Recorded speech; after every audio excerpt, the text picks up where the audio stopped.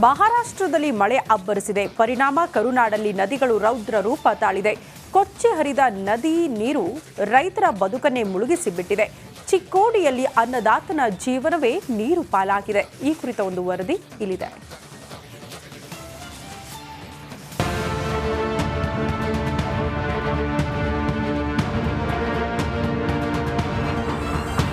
ನೀರು ಎಲ್ಲಿ ನೋಡಿದ್ರೂ ನೀರು ನೀರು. ರಸ್ತೆ ಮೇಲೂ ನೀರು, ಜಮೀನುಗಳಲ್ಲೂ ನೀರು. ರೈತರು ಬೆಳೆದ ಬೆಳೆಯೆಲ್ಲವೂ ನೀರು ಪಾಲು. ಅನ್ನದಾತನಿಗೂ ಉಳಿದಿದ್ದು ಬರೀ ಕಣ್ಣೀರು. ರೈತನ ಬದುಕನ್ನೇ ಮುಳುಗಿಸಿದ ನದಿ ನೀರು. 32,000 ಹೆಕ್ಟೇರ್ ಪ್ರದೇಶದ ಬೆಳೆ ನೀರು ಪಾಲು. ನೆರೆ ಮಹಾರಾಷ್ಟ್ರದಲ್ಲಿ ಸುರಿದ ಭಾರೀ ಮಳೆ ಚಿಕ್ಕೋಡಿಯಲ್ಲಿ ಪ್ರವಾಹವನ್ನೇ ಸೃಷ್ಟಿಸಿದೆ. ಕೃಷ್ಣಾ, ದೋದಗಂಗಾ, ವೇದಗಂಗಾ, ಘಟಪ್ರಭಾ ನದಿಯ ಪ್ರವಾಹಕ್ಕೆ ಚಿಕ್ಕೋಡಿಯ 6 ತಾಲೂಕಿನ ನದಿ ಪಾತ್ರದ ಜಮೀನುಗಳು ಜಲಾವೃತವಾಗಿವೆ.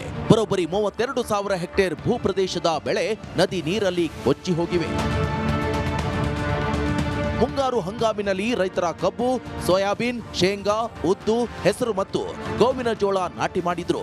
ಫಸಲು ಇನ್ನೇನು ಕೈ ತಲುಪುವಷ್ಟರಲ್ಲಿ ನದಿ ನೀರು ರೈತರ ಜಮೀನಿಗೆ ನುಗ್ಗಿದೆ. ಪ್ರವಾಹಕ್ಕೆ ಬೆಳೆಗಳು ನಡು ನೀರಲ್ಲಿ ನಿಂತು ಕೊಳೆತು ಹೋಗಿವೆ. ಮೊದಲೇ ರೈತರು ಸಾಲ ಸೂಲ ಮಾಡಿ ಬೆಳೆಯನ್ನ ಬೆಳೆದಿದ್ರು. ಆದ್ರೀಗ ಪ್ರವಾಹಕ್ಕೆ ಬೆಳೆದ ಬೆಳೆಗಳೆಲ್ಲ ನೀರು ಪಾಲಾಗಿ ದಿಕ್ಕೇ ತೋಚದಂತಾಗಿದೆ. ಪರಿಹಾರಕ್ಕಾಗಿ ರೈತರು ಆಗ್ರಹಿಸಿದ್ದಾರೆ. ಸಂತ್ರಸ್ತರಿಗೆ ಸರ್ಕಾರ ಪರಿಹಾರ ಕೊಡಬೇಕು ಅಂತ ಮಾಜಿ ಶಾಸಕ ಶಹಜಹಾನ್ ಡೋಂಗರ್ಗಾಂವ ಆಗ್ರಹಿಸಿದ್ದಾರೆ. ಬರೇ ಪ್ರತಿ ವರ್ಷ ಪ್ರವಾಹ ಬರ್ತದ. ಇದ್ದ ಜನರಿಗೆ ನಮ್ಮ ರೈತ ಸಂಘದ ಅಧ್ಯಕ್ಷರು ಹೇಳಿದ್ರು, ನೀವು ಅಲ್ಲಿ ಹೋಗಿ ನಿಲ್ರಿ, ಅಲ್ಲಿ ಹೋಗಿ ನಿಲ್ರಿ, ಪ್ರತಿ ಸಲ ಎಬ್ಬಿಸುವಂಥದ್ದು. ಶಾಶ್ವತವಾಗಿ ಪುನರ್ವಸತಿ ಮಾಡುವಂಥದ್ದು, ಶಾಶ್ವತ ಪರಿಹಾರದ ಬಗ್ಗೆ ಈಗ ಈ ಭಾಗದಲ್ಲಿ ನಾನು 20 ವರ್ಷದ ಹಿಂದೆ ಶಾಸಕನಾಗಿದ್ದೆ. ಅಲ್ಲಿಂದ ಇಲ್ಲಿ ತನಕ ಕೇಳ್ತಾ ಇದ್ದೀನಿ. ನಾವಿದ್ದಾಗ ಇಷ್ಟು ಮುಳುಗಡೆ ಆಗುವಂಥದ್ದು ಇರಲಿಲ್ಲ. ನಾವಿದ್ದಾಗ ಬರಗಾಲ ಇತ್ತು, ಪ್ರವಾಹ ಅಂತೂ ನಾವು ನೋಡಿಲ್ಲ.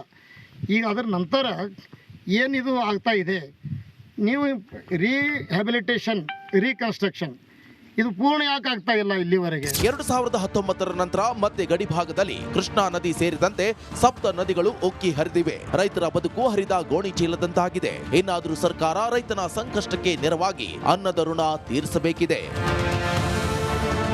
ಸಂಜು ಅರಭಾವಿ, ರಿಪಬ್ಲಿಕ್ ಕನ್ನಡ, ಚಿಕ್ಕೋಡಿ.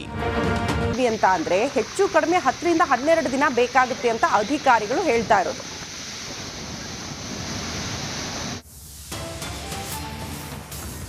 ಬಿಜೆಪಿ ನಾಯಕರಿಂದ ಇಂದು ಟಿಬಿ ಡ್ಯಾಂ ಗೇಟ್ ವೀಕ್ಷಣೆಯಾಗುತ್ತಂತೆ. ಇವತ್ತು ಬಿವೈ ವಿಜೇಂದ್ರ, ಬಿಜೆಪಿ ರಾಜ್ಯಾಧ್ಯಕ್ಷ ಸಂಸದ ಬಸವರಾಜ ಬೊಮ್ಮಾಯಿ ಅವರು ಕೂಡ ಭೇಟಿ ಕೊಡ್ತಾರೆ.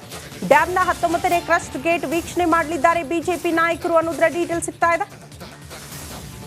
ಬಿಜೆಪಿ ನಾಯಕರು ಇವತ್ತು ಟಿಬಿ ಡ್ಯಾಂಗೆ ಅಲ್ಲಿನ ವಾಸ್ತವ ಪರಿಸ್ಥಿತಿಯ ಅವಲೋಕನಕ್ಕೆ ಆಗಮಿಸಲಿದ್ದಾರೆ. ನಿನ್ನೆ ಸ್ವತಃ ಜಲಸಂಪನ್ಮೂಲ ಸಚಿವ ಡಿಸಿಎಂ ಡಿಕೆ ಶಿವಕುಮಾರ್ ಅವರು ಬಂದರು, ಪರಿಶೀಲನೆ ಮಾಡಿದ್ರು, ಮೀಟಿಂಗ್ ಮಾಡಿದ್ರು. ಅಧಿಕಾರಿಗಳ ಜೊತೆಗೆ ಏನು ಮಾಡಬಹುದು ಅನ್ನೋದ್ರ ಬಗ್ಗೆ ಕೂಡ ಅಲ್ಲಿ ಮಾಹಿತಿನ ಪಡೆದುಕೊಂಡ್ರು. ಅವರ ಬಳಿಕ ಈಗ ಬಿಜೆಪಿ ನಾಯಕರ ಸರದಿ. ಸಹಜವಾಗಿ ಜಲಾಶಯಗಳು ಭರ್ತಿಯಾದಾಗಲೂ ಕೂಡ ರಾಜಕಾರಣಿಗಳು ಹೋಗ್ತಾರೆ. ಬಟ್ ಇಂಥ ಅವಘಡಗಳಾದಾಗಲೂ ಕೂಡ ಹೋಗಬೇಕಾಗುತ್ತೆ, ಜನರ ಜೊತೆಗೆ ನಿಂತ್ಕೋಬೇಕಾಗುತ್ತೆ.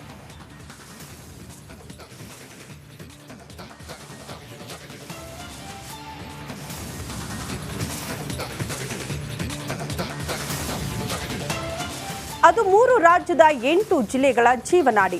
ಆದ್ರೀಗ ಜಲಾಶಯದ ಗೇಟ್ ಮುರಿದು ರೈತರಿಗೆ ಬರಸಿಡಿಲು ಬಡದಂತಾಗಿದೆ. ಜಲಾಶಯದಿಂದ ಭಾರಿ ನೀರು ಪೋಲಾಗ್ತಾ ಇದ್ದು ಪ್ರವಾಹದ ಆತಂಕ ಎದುರಾಗಿದೆ. ಈ ಕುರಿತ ಒಂದು ರಿಪೋರ್ಟ್ ಇಲ್ಲಿದೆ ನೋಡಿ.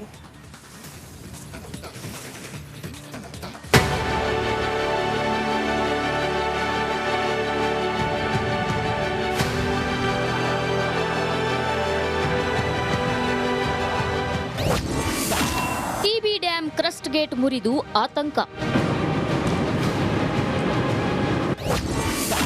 ಸ್ಥಳಕ್ಕೆ ಡಿಸಿಎಂ ಡಿಕೆಶಿ ಭೇಟಿ, ಪರಿಶೀಲನೆ. ಗೇಟ್ ಜೊತೆ ಮುರಿಯಿತು ರೈತರ ಬದುಕು. ಕಲ್ಯಾಣ ಕರ್ನಾಟಕದ ಜೀವನಾಡಿ ತುಂಗಭದ್ರಾ ಜಲಾಶಯದ 19ನೇ ಕ್ರಸ್ಟ್ ಗೇಟ್ ಕಟ್ ಆಗಿರೋ ಪರಿಣಾಮ ಜಲಾಶಯದಿಂದ ಅಪಾರ ಪ್ರಮಾಣದ ನೀರು ನದಿಗೆ ಬಿಡಲಾಗ್ತಿದೆ. ಇದರಿಂದ ರೈತರಿಗೆ ಸಂಕಷ್ಟ ಎದುರಾಗಿದೆ. ವಿಜಯನಗರ ಜಿಲ್ಲೆಯ ಹೊಸಪೇಟೆ ಬಳಿ ತುಂಗಭದ್ರಾ ಜಲಾಶಯದ ಗೇಟ್ ಕಿತ್ತು ಹೋಗಿರೋ ಪರಿಣಾಮ ನೀರು ಪೋಲಾಗ್ತಿದೆ. ತುಂಗಭದ್ರಾ ಜಲಾಶಯದಿಂದ 1 ಲಕ್ಷಕ್ಕೂ ಅಧಿಕ ಕ್ಯೂಸೆಕ್ ನೀರು ಬಿಡುಗಡೆಯಾಗಿದೆ. ಜಲಾಶಯದ 2 ಕಿಲೋಮೀಟರ್ ವ್ಯಾಪ್ತಿಯಲ್ಲಿ ಸಾರ್ವಜನಿಕರ ಸಂಚಾರವನ್ನ ನಿಷೇಧಿಸಲಾಗಿದೆ.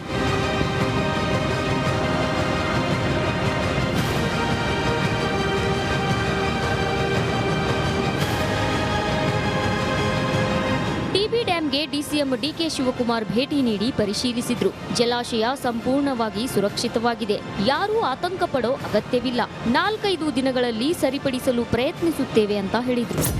ನಾವು ಕೆಳಗಡೆ ಕಂಪ್ಲೀಟ್ ಡೌನ್ ಸ್ಟ್ರೀಮಲ್ಲಿ ಎಲ್ಲರೂ ಕೂಡ ಎಲ್ಲ ಗೇಟು ಈಗಾಗಲೇ ಓಪನ್ ಆಗಿದೆ. ಎಲ್ಲರೂ ಕೂಡ ನಾವು ಡೈರೆಕ್ಷನ್ಸ್ ಕೊಟ್ಟಿದ್ದೀವಿ. ಡೌನ್ ಸ್ಟ್ರೀಮಲ್ಲಿ ಭಾಳ ಹುಷಾರಾಗಿರಬೇಕು, ಜಾಗೃತರಾಗಿರಬೇಕು ಅಂತೇಳಿ ಎಲ್ಲರೂ ಕೂಡ ಇನ್ಸ್ಟ್ರಕ್ಷನ್ಸ್ ಕೊಟ್ಟಿದ್ದೀವಿ. ಅವ್ರ ಒಂದು ಒಪಿನಿಯನ್ ಏನಿದೆ ಅಂತಂದರೆ ನೀರು ಓಪನ್ ಮಾಡದೆ ನಾವು ಅದನ್ನು ರಿಪೇರಿ ಮಾಡೋಕ್ಕಾಗೋದಿಲ್ಲ ಅಂತ.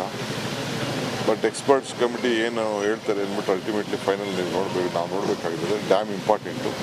ಸಂಸದ ತುಕಾರಾಂ ಕೂಡ ಡ್ಯಾಂಗೆ ಭೇಟಿ ನೀಡಿದ್ದು ಅಗತ್ಯ ಕ್ರಮ ಕೈಗೊಳ್ಳೋ ಭರವಸೆ ನೀಡಿದ್ರು. ಇಲ್ಲ, ನಾರ್ಮಲಿ ನಾವು 75% ನಾವು ಗೇಟ್ಗಳನ್ನ ರಿಪೇರಿ ಮಾಡ್ತೀವಿ. ನಾನು ಕೇಳಿದೆ 33 ಗೇಟ್ಗಳನ್ನ ಯಾಕೆ ರಿಪೇರಿ ಮಾಡಲ್ಲ? ಲಾಸ್ಟ್ ಇಯರು ಡೆಡ್ ಸ್ಟೋರೇಜ್ ಬಂದಿತ್ತು. ಡೆಡ್ ಸ್ಟೋರೇಜ್ ಬಂದಾಗ ನಾವು ಕೂಡ ಪ್ರಿಕಾಷನ್ಸ್ ತೊಗೊಂಡು ನಾವು ಮಾಡಬೇಕಾಗಿತ್ತಲ್ಲ, ಅದನ್ನು ಮಾಡಬೇಕು. ಅದು ಯಾವ್ಯಾವುದು 75% ಮೇಂಟೆನೆನ್ಸ್ ಮಾಡಿದರೆ ರಿಪೋರ್ಟ್ ಕೊಡ್ರಿ ಅಂತ ಹೇಳಿದ್ದೀನಿ. ಪ್ರತಿ ಸಲ ಬರಗಾಲದಿಂದ ಕಂಗೆಟ್ಟಿದ್ದ ರೈತರು ಇದೀಗ ಡ್ಯಾಮ್ ಭರ್ತಿಯಾಯಿತು ಅನ್ನೋ ಖುಷಿಯಲ್ಲಿದ್ದಾಗಲೇ ಗೇಟ್ ಮುರಿದು ಆತಂಕ ಎದುರಾಗಿದೆ. ಕೂಡಲೇ ಸರ್ಕಾರ ಈ ಸಮಸ್ಯೆ ಬಗೆಹರಿಸಿ ನೀರು ಉಳಿಸಬೇಕಾಗಿದೆ. ಕೆ ಸುರೇಶ್ ಚೌಹಾಣ್ ಜೊತೆ ರೇಣುಕಾ ರಾಧ್ಯ, ರಿಪಬ್ಲಿಕ್ ಕನ್ನಡ, ವಿಜಯನಗರ.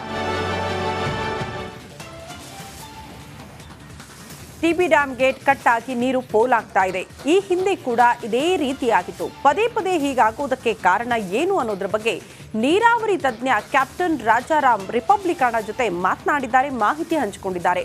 ನೋಡ್ಕೊಂಡು ಬರೋಣ.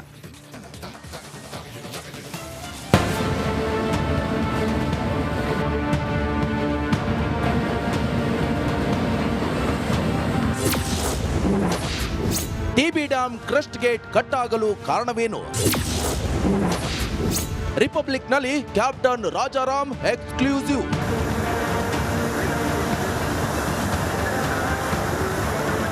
ಟಿಬಿ ಡ್ಯಾಮ್ನ 19ನೇ ಕ್ರಸ್ಟ್ ಗೇಟ್ ಚೈನ್ ಕಟ್ ಆಗಿದ್ದು ಡ್ಯಾಮ್ನಿಂದ ನೀರು ಸೋರುತ್ತಲೇ ಇದೆ. ಜಲಾನಯನ ಪ್ರದೇಶದ ಸುತ್ತಮುತ್ತಲಿನ ರೈತರಿಗೆ ಆತಂಕ ಎದುರಾಗಿದೆ. 2019ರಲ್ಲೂ ಅವಘಡವಾಗಿತ್ತು. ಪದೇ ಪದೇ ಈ ರೀತಿ ಆಗುವುದಕ್ಕೆ ಕಾರಣ ಏನು ಅನ್ನೋದ್ರ ಬಗ್ಗೆ ನೀರಾವರಿ ತಜ್ಞ ಕ್ಯಾಪ್ಟನ್ ರಾಜಾರಾಮ್ ಜೊತೆ ರಿಪಬ್ಲಿಕ್ ಕನ್ನಡಕ್ಕೆ ಎಕ್ಸ್ಕ್ಲೂಸಿವ್ ಮಾಹಿತಿ ಕೊಟ್ಟಿದ್ದಾರೆ.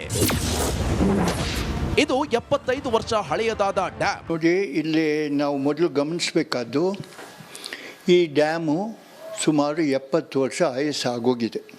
54-55ರಲ್ಲಿ ಡ್ಯಾಮು ಕಂಪ್ಲೀಟಾಗಿ ನೀರು ಸ್ಟೋರ್